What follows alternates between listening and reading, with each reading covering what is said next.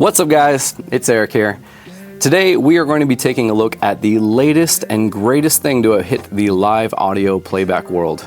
We're going to be checking out the brand new iConnectivity PlayAUDIO1U. Let's dive into it.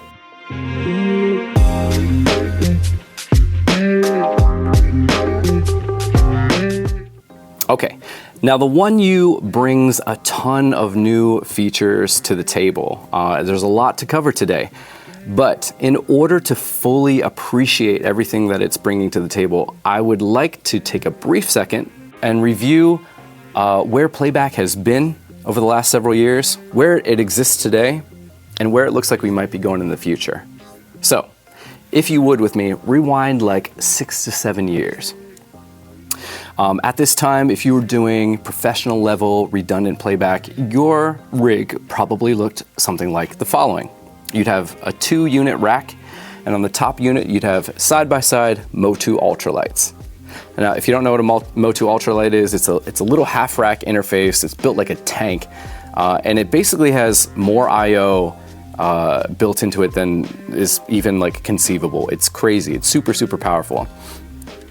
So you would rack these two things together, and then just beneath it, you'd have a radial SW8 switcher. The audio outputs of the ultralights would go right into the SW8, along with some sine tone.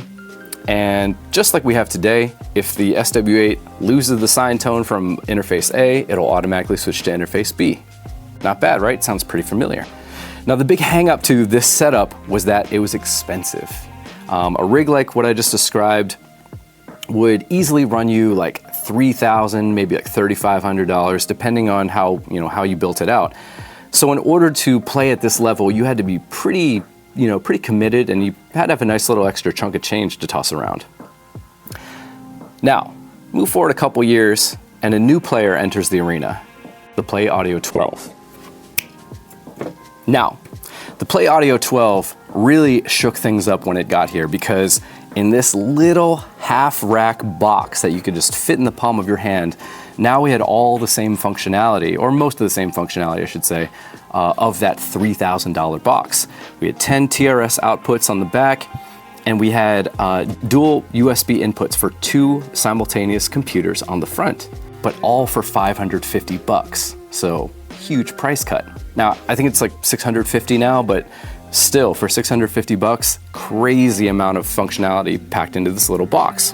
So as you can imagine, this thing took the industry by storm and very quickly became integrated into like virtually every playback system that you could find on Earth, and rightfully so.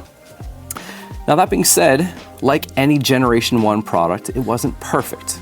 There were definitely features that the community eventually found to be lacking in the PlayAUDIO12. And as a result, playback rigs eventually started to be built out around it that look something like this. So let's do a quick overview, because this is a pretty standard playback rig for the most part. And let's check out some of the features that are built into it that are there to frankly capitalize on some of these missing features. All right, so take a quick overview here. The first thing you'll notice is that the PlayAUDIO12 is not rack mountable.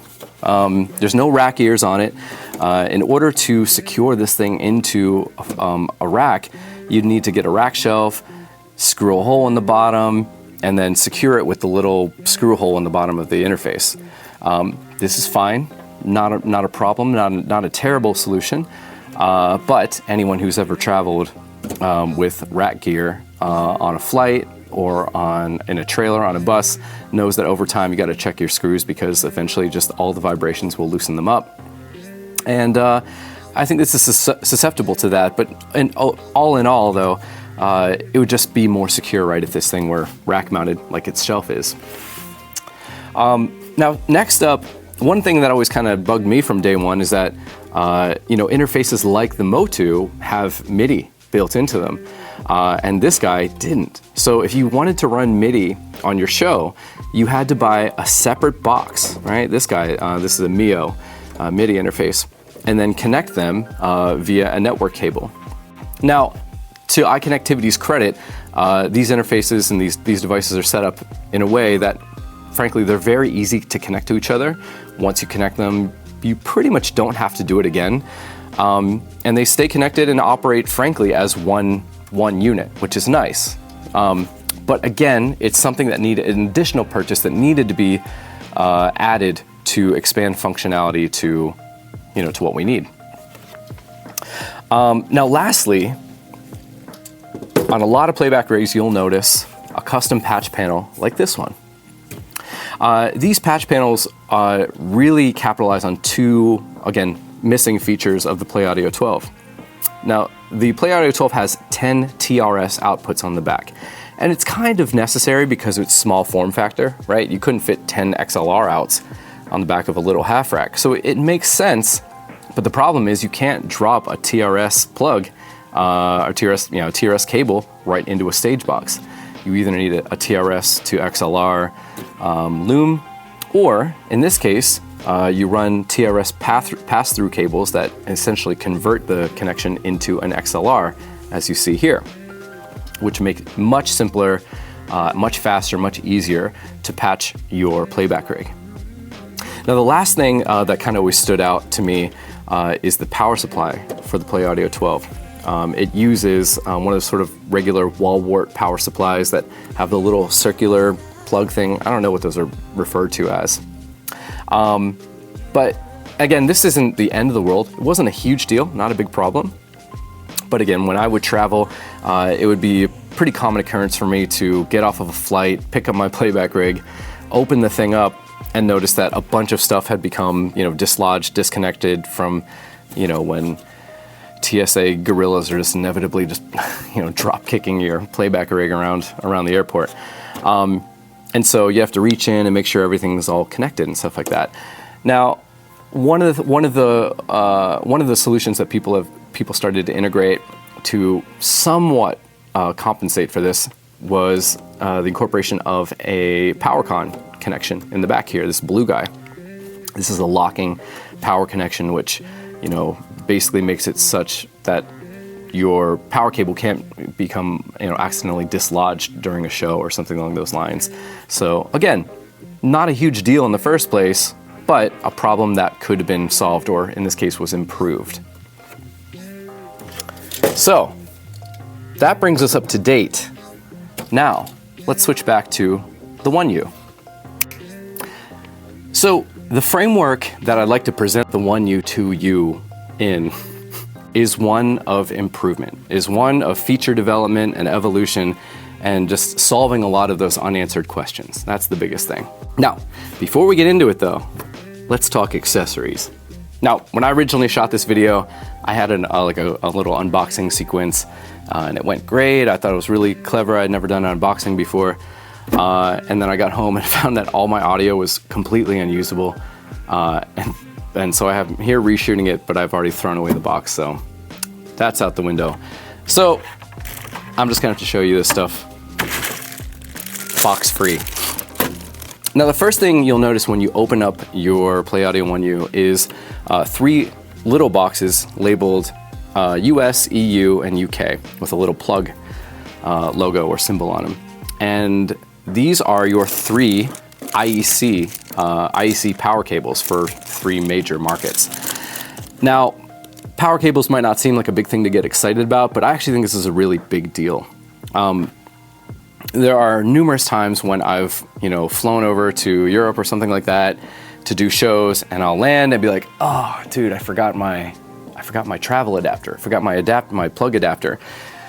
And, maybe someone has you borrow, but sometimes if you don't, you have to go to an airport kiosk and spend like 20, 30 bucks on one. And it's just like, it's such a kick in the shins because it's such a dumb purchase, and I inevitably will lose that thing like a week later. So having adapters and stuff like that is always a pain to me. So the nice thing about this right off the bat is that now I can just keep these in my playback rig, and wherever we go, whatever country we're playing in, I have the appropriate plug for them.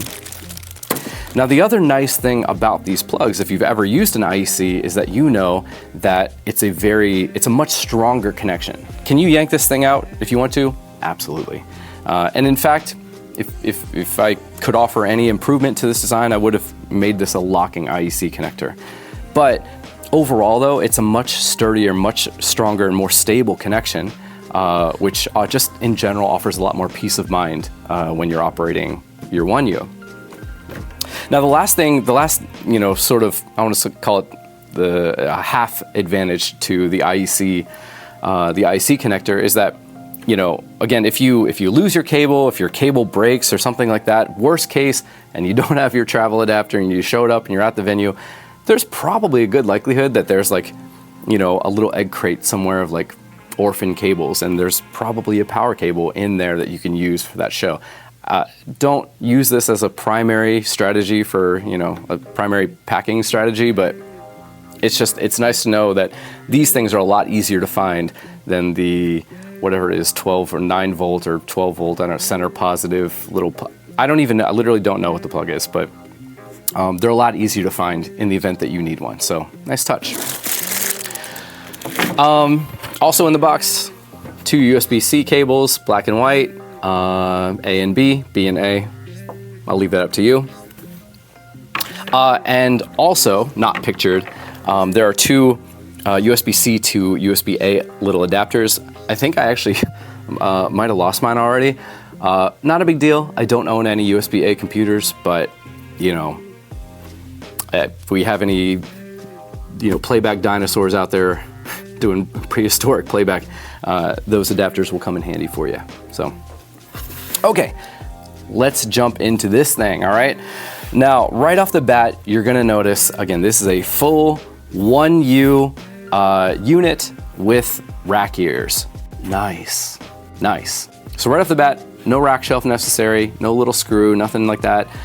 This thing will just firmly just sit into whatever rack you're gonna screw it into, and it's just overall, again, when it comes to travel, it's a big peace of mind thing to know that this thing is secured into the rack the way the rack is designed to have stuff secured into it.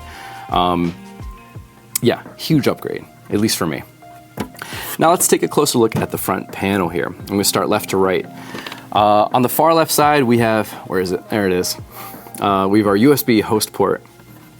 So the USB host port, if you're not familiar, is the port by which you can connect a MIDI controller that allows you to control your playback of your 2 laptops. Now the big thing, one of the big upgrades that we'll see here and in the next 2 ports is that they've integrated or expanded, I guess I should say, the MIDI capability, assignment capability of this interface by a lot. Now you can connect your MIDI controller and use MIDI learn functionality to control way more aspects of this interface. Things like your faders and well, look, to be perfectly honest, I haven't dove in quite that deep, but I do know that basically what you can control with your MIDI controllers has expanded a lot, which is very nice because MIDI controllers these days are being used as a lot more than just play and stop in many cases. So it's nice that they added that. Next up on our little tour here, we've got our Control 1-2. These are primarily used for foot switches. I'm just gonna be honest with you right now, I'm not the most authoritative source on foot switches because I've never actually used one. But that being said, I do know people who do. I know people who love them. Foot switches can be amazing, excellent tools. I'm just not the guy to talk about them. But if you got foot switches, you're gonna have some happy feet, I guess, with these ports. Okay, next up, all right, MIDI DIN.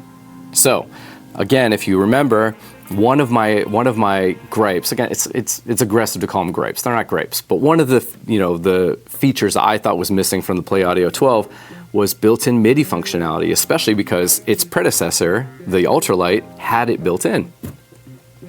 So now the fact that you have MIDI built in, a pair of in and outs right on the device is frankly huge for me. Also because my shows, at least currently, typically aren't super MIDI heavy. Now, that being said, if you do run very MIDI heavy shows, you got like tons of like MIDI instruments and other computers and what have you, you may need to expand your MIDI I/O.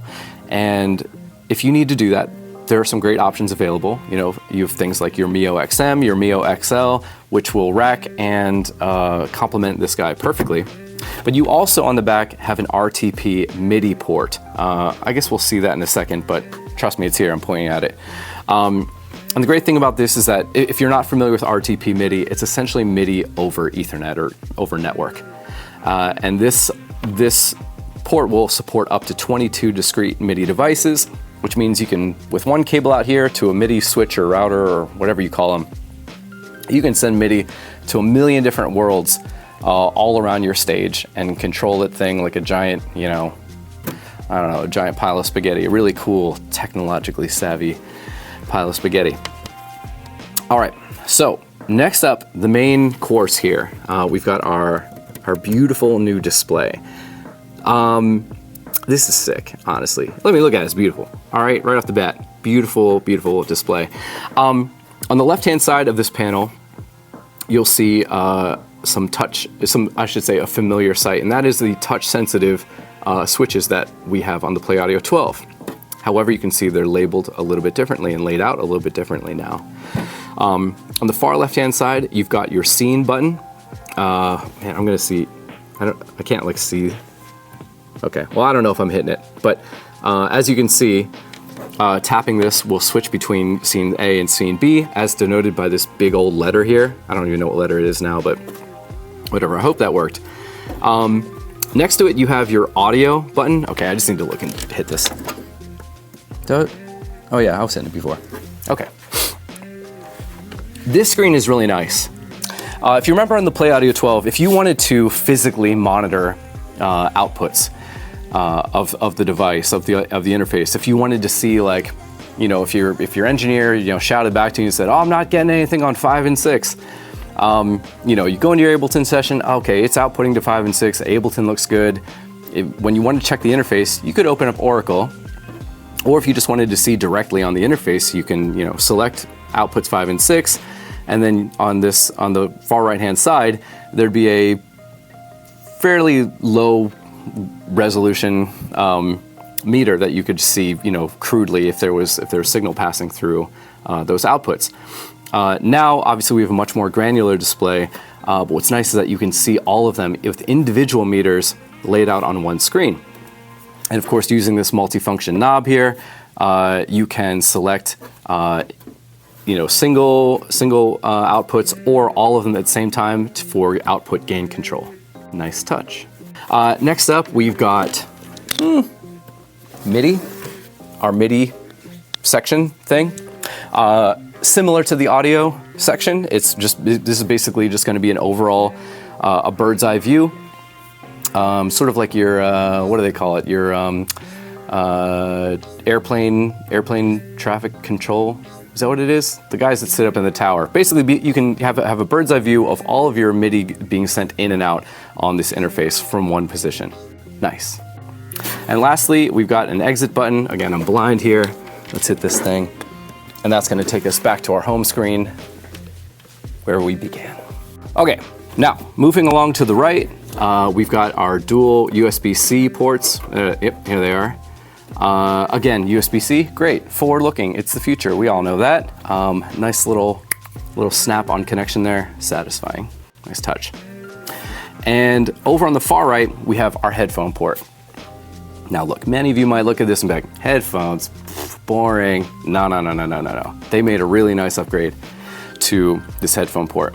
There are probably many of you out there who are familiar with this scenario where you show up to a show and at soundcheck, you're working something out and maybe the singer says, "Oh, can we double this section?" Or like, "Oh yeah, last night I heard there's like a background vocal in here that's supposed to be in there, it's not, or it's in there and it's not supposed to be, or whatever."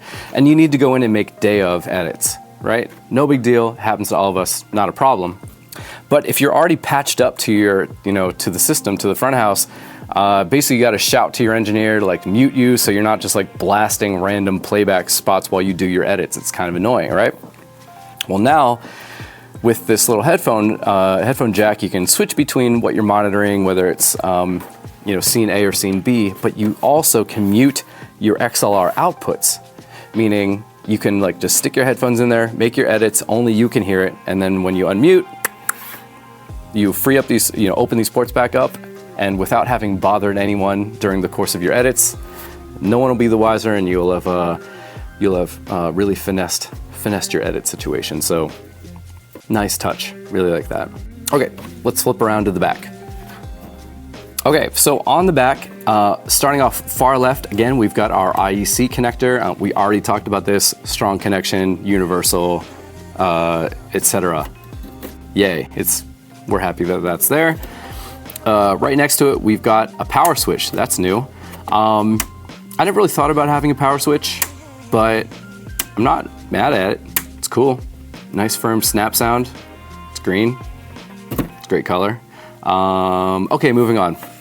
Next up, this is big. It might not seem too big, but it's huge. All right, so we've got 12 XLR outputs on the back here. Big deal, right? For two big reasons. Number one, this is two more physical outputs than the PlayAUDIO12 had, which just sort of expands the O of your I/O that much more, without having to use like a headphone splitter adapter dealie. But the big thing is, the reason this is a big deal is actually because of money. So as you'll recall, with the PlayAUDIO12, again, to fit in that little half rack form factor, we had to have TRS connections. No problem, that makes sense. It's smart, honestly, to make it in that little package. But again, as you remember from our custom rear patch panel, we had to use pass-through cables to get basically not a native, but like a built-in XLR connection. Whereas now we have it built in. The thing is, that patch panel, easily, I'd say the cheapest I've ever seen one of those things is like maybe $350, $400. And on the top end, I've seen those things go up to like $550, $650 at times, which is like, that's just pure greed. But needless to say, that's a significant expense to add to your rig just to give you built-in XLR connectivity. So the fact that it's built in here and there's more of it, nice touch. All right, last up, as promised, RTP MIDI. Again, we already kind of touched on this, but that's where that port is. So you want to do RTP MIDI? Move to the rear. Okay, so now the most important part about any product review video. Should I buy this interface? Now, the PlayAUDIO1U is going to run $11.99. It's $1,200. And to be quite honest, I'd say for 90% of you out there, myself included, this thing is kind of a no-brainer. All of the different little upgrades that we've mentioned here, whether it's the universal, the standardized power, the rack ears, the XLR outs, all of these things, and all the little, the cool features and the nice display and the headphone thingy that we talked about, all of those are like really valuable details and upgrades, particularly to the working audio tech, playback tech, music director. These are things that are going to make your life easier on a daily basis. And for that reason alone, I'd say it's easily worth it. Now, that being said, is the PlayAUDIO12 dead? My answer, no. And here's why. I think there's actually still a very significant use case for the PlayAUDIO12, and that is cost and space. On numerous occasions, I've seen bands and artists show up to shows, and they'll pull a PlayAUDIO12 out of a backpack with two laptops and just set it up like on the floor or something, or whatever, on a little table. And it always strikes me, and I'm like, you know what, man, that's really cool. If you want 10 outputs, first of all, there are almost no interfaces that do that, almost no, especially in a half rack form factor. You want redundancy, you're down to one. That's the one. But the big thing that struck me is that, you know what, man, that functionality, that redundant, 10 output functionality is essentially the same thing you're getting, that core functionality is the same thing as you're getting in this big box. So if that's all you need bulletproof, like rock solid, multi-output, redundant playback functionality that is less expensive, right? It's a little over half the price of this, and that you don't have to travel with in a rack and maybe like you have to like check that on flights and stuff, then the PlayAUDIO12 I actually think is still a quite a venerable decision, or choice I should say. If you need, if you just need the small package and the smaller price tag, the PlayAUDIO12 is all of that core punch packed into that tiny little boxing glove. Pretty cool. But again, that being said, if you're ready to expand, or if you just use this thing on a daily basis and you've been waiting for these upgrades, they're here and honestly they're amazing. I recommend this thing fully. So go buy it. Okay, so guys, that brings us to the end of today's video. Thank you so much for watching. As always, if you have any questions about anything we covered today in the video, if I missed anything, if I got anything wrong, feel free to correct me. And of course, as always, if you want me to build you a playback rig, if you want me to build you an Ableton session, or if you just need general advice, please feel free to reach out and I'll be sure to help you out. Until next time, guys, take care.